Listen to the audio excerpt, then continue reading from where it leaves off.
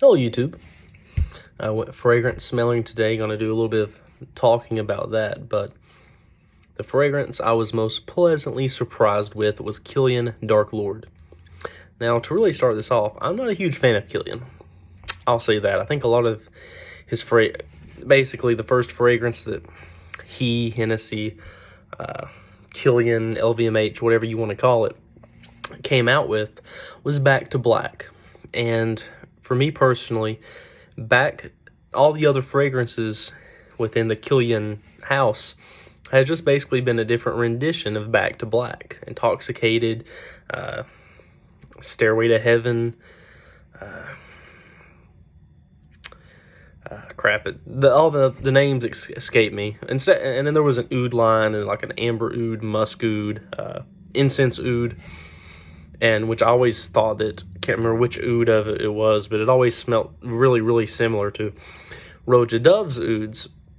You know, maybe Roja Dove is secretly under LVMH. I don't know. It's not up to me to decide. But I was there. I'll get to Dark Lord here in a minute. I was there, and I was in Neiman Marcus. You know, Neiman Marcus was doing Neiman Marcus things. I was smelling. Went over to the Frederic Mall counter. Just honestly, it was in Neiman Marcus. It wasn't the best time. No one was offering to help me. All the employees were out on their phones, either talking on their phones, texting on their phones. The lady said, "Can I help you with anything?" And I said no, because, you know, you're too busy on your phone. You're not going to help me. Of course, it was a Sunday, so. But nonetheless, you know, French Lover, wow. Sprayed it on the test strip, sprayed it on my hand. Absolutely killed. The fragrance has absolutely been killed. It's terrible. The most recent thing that IFRA went through to banning stuff, absolutely horrendous. The fragrance is still great, but man, it's a fraction of what it used to be. And then I've noticed that Iris Poudre is not as, it used to be more raw to me. I don't know, it might be just because where I'm not, where I was kind of more new to fragrance, you could say. The first time I smelled it, it just isn't as raw anymore. And it kind of, you know, bothers me when I smelled that. Music for a while is growing on me. It still is. Not sure. I probably eventually will pick up a bottle, but I want to let it grow on me some more. Excuse me. But yeah, but Dark Lord, wow.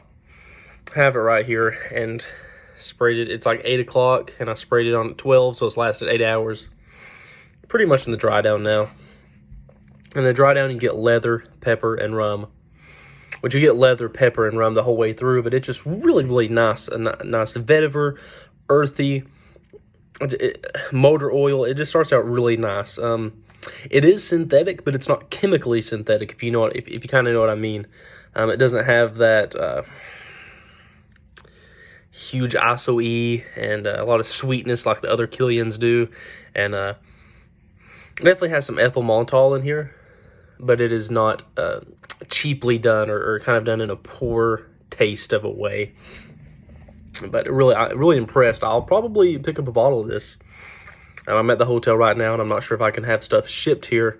But if I can, I'm definitely going to see if I can pick this up. But I might just have to wait for it to come to the house. But really impressed with it. I'm impressed on how it's wore. It starts out very dark, very leathery. Just a nice black leather.